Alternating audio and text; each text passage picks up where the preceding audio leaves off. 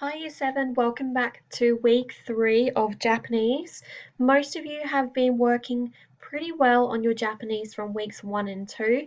Thank you for those emails letting me know that you haven't quite finished your work yet. It's good for me to know how much work to set you at home.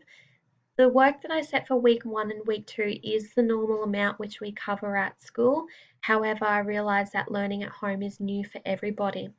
What I've done this week, I'm still asking you to do your normal set amount of Japanese work, which is 2 hours. However, I've reduced the amount of work I'm going to give you each week. So for this week, in week 3, we've got some easier activities to do, and there's only 4 pages of activities this week rather than the other extra ones I was giving you last time. There's also no bonus extra activities to complete. Now, all of your work for week 3 in this document, this was the one that's been emailed to you, and you can also print it out at home and handwrite if you're still not typing on your computer in Japanese. It's all due Friday week 3. So in this video, I'm going to go through with you how to actually complete your activities for week 3. Remembering this here tells you what topics we're learning this week and also ticking off the tasks once you've completed them. So let's have a look at what we need to do. So week 3, we know our topic at the moment has been talking about food, and what I want you to do here is review your food vocab. Now this is from your vocab list, so this is nothing new. There's no new words in here that we haven't already looked at. But what I have done is separated your vocab chart into sections. That way it's a bit easier for you to understand the different categories of food that we're learning. So for example, this first table here, we're looking at the general categories of food. Things like the word for food itself, fruit, vegetables, chicken, meat, pork, beef, all of those key categories of food you may see on a menu. The second box here is our traditional Japanese foods. So these are going to be all in hiragana except for one word there. And these are traditional Japanese foods that you will see on a menu. Then we've got a little tiny column here, table here just for our drinks. We've only learnt 4 drink words and we might keep it just to that. The very last one are our katakana words, which are food words that have been borrowed from other cultures.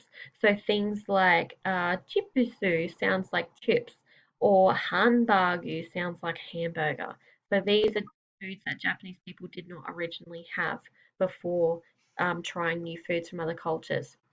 Now, what you need to do with these tables, you'll notice that there are missing words. What you need to do is to fill in any of the blank boxes. Sometimes, for example, it could be the romaji. So we've got the English column here for food. You can see as an example, tabemono in script.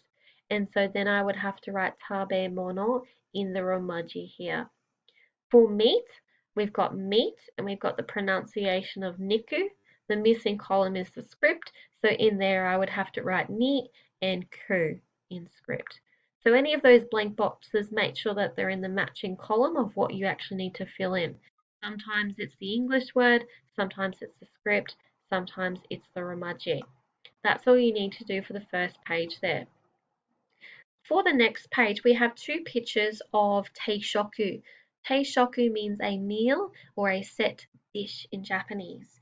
Now, Japanese people, when they have a meal, we know that they like to have lots of separate bowls. So I've actually labelled key things in English on each teishoku. Your job is to write in the script of underneath each of the English things. Now, you'll notice that 2 of the examples have already been filled in, which is why they've got a star.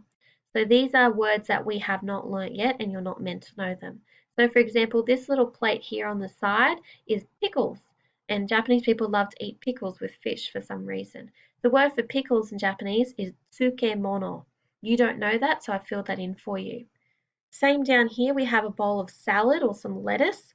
In Japanese, that's a katakana word, sarada. Sarada, salad, I've already labelled that for you. For all of these other ones, you should be able to find them on your vocab chart and write the Japanese label in script underneath.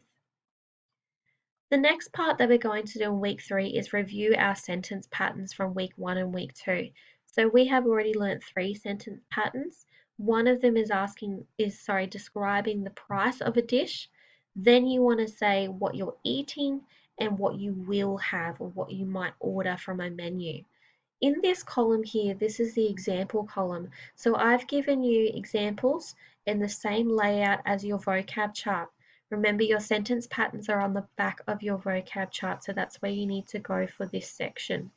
So sentence number 1, udon wa 950円です. That was a mouthful. So udon noodles are $9.50 or $9 950 yen. Ugh, I can't speak properly today. Anyway, so over in this column here, we have practice sentences. So these two here match this one. You can see a number here and a number here. So you have to tell me what is 200 yen and what is 600 yen and put each of those sentences into English. With this one, our example sentence, hanbagu o tabemasu. So I will eat a hamburger. Tell me in these two sentences here what that person is going to eat. Last one, yakitori ni shimasu. I will have a meat stick or a yakitori kebab stick. What are these two people going to have when they eat? I've put a little note down here about shimasu because shimasu in this unit means will have. So in our term 1 unit last term when we had our pink vocab charts for after school activities, shimasu meant do or play. So for example, soccer or shimasu, I play soccer. Or suie or shimasu, I do swimming. In this unit, you'll notice that it is ni shimasu. So if you see ni shimasu, especially after a food word, you know it's going to mean will have. If you see o shimasu after an activity word like soccer or swimming, then it's the play or do version. So in this unit, shimasu is going to mean will have. So you don't need to worry about which one is which. I'm not going to try and trick you, but that's the difference between those two if you were getting confused. Question number 2 down here, we have a picture of a menu. Menu is a katakana word in Japanese, so menu obviously sounds like menu in English. All you have to do here is practice decoding both the script and the price into English.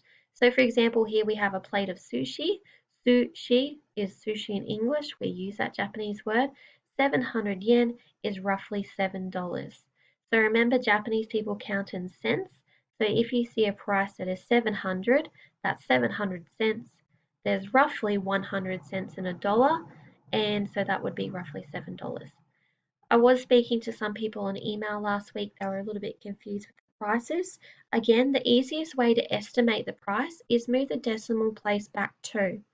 So if for this example here, this dish is 600 yen. If I move my decimal place back from 1, 2, I put the decimal place there, it would give me 6.00, which is $6.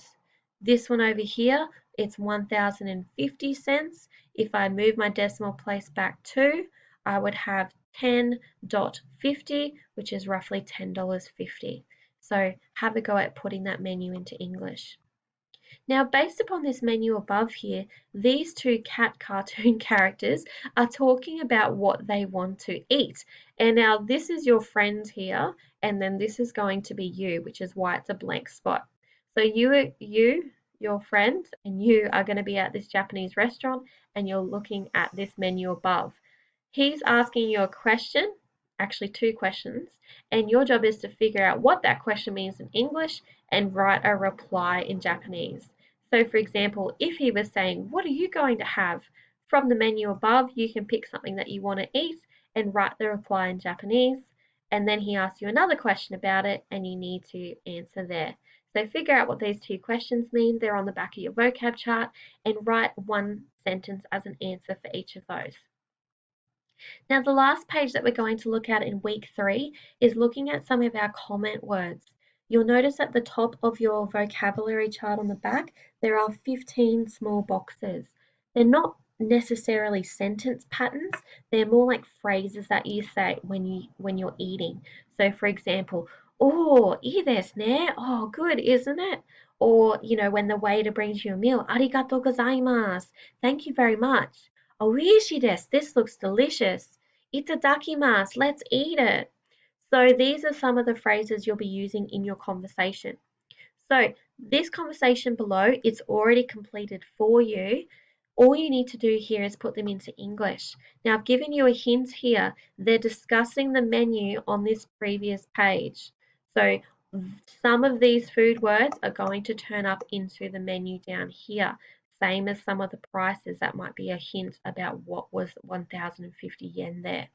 And they're going to be using some of these phrases as well. So, for example, the first question, she starts off with "Oishi desu. Nan o tabemasu ka?" Oishi desu, I go up here. Oishi desu means delicious, so I would say delicious it is. Nan o tabemasu ka? I know nan means what, tabemasu means eat, and ka, which is on the end of a lot of these sentences, means question mark. So delicious it is. What are you going to eat? Then he'll probably say what he's going to eat, and then the conversation continues. That is all your work you need to do for week 3. If you're stuck on anything and you're not sure, please email me. You guys have been great at emailing me questions, and I really appreciate you guys asking for help. Have a good week, and I will hopefully see you soon.